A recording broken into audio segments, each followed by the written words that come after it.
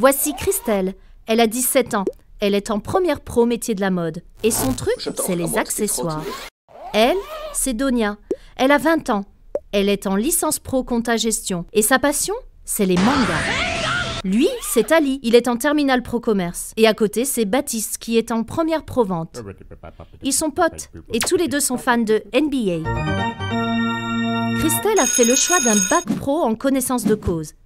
Elle s'est battue pour convaincre ses parents et ses profs, qui avaient quelques clichés sur la filière professionnelle. Son ambition, c'est de créer un jour sa propre marque d'accessoires de mode. Elle est curieuse et progresse grâce à des tutos sur Internet. Ses copines lui passent déjà des commandes. En filière pro, elle étudie les matières utiles pour son projet, comme le management ou le marketing. Elle ne veut pas rêver son projet, elle veut le vivre. Pour mûrir son idée, son prof principal lui a présenté Eli, un ancien de son lycée. Il était dans sa situation il y a 3 ans. Il a eu son bac pro avec mention et aujourd'hui il trace sa route en BTS métier de la mode et envisage une licence pro pour progresser en management et monter sa boîte. L'exemple d'Eli lui a donné confiance. L'enseignement supérieur, pourquoi pas elle ?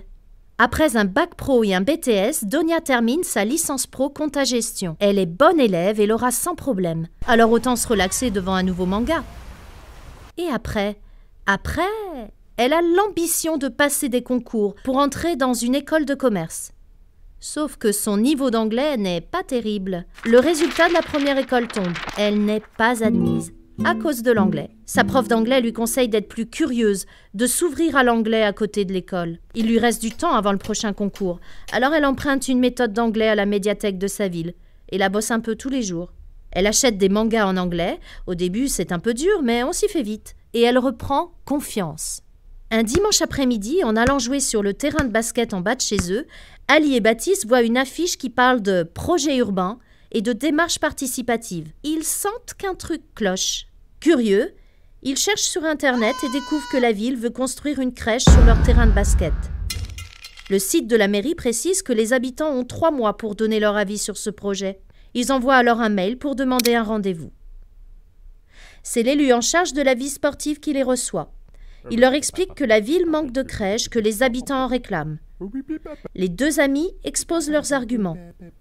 Ils n'ont rien contre les bébés, mais le terrain de basket est essentiel à la vie du quartier et il ne faut pas en priver les jeunes. La discussion est riche et animée. L'élu conclut: si avant 3 mois vous arrivez à convaincre suffisamment d'habitants du quartier, la ville reconstruira le terrain juste à côté. C'est parti! L'objectif est ambitieux, mais ils sont confiants et sauvent le terrain de basket. Christelle, Donia, Ali et Baptiste ont osé l'ambition, la curiosité et la confiance pour atteindre leur but. Au moment de relire leur parcours, ils pourront valoriser ces qualités auprès de recruteurs. Oser.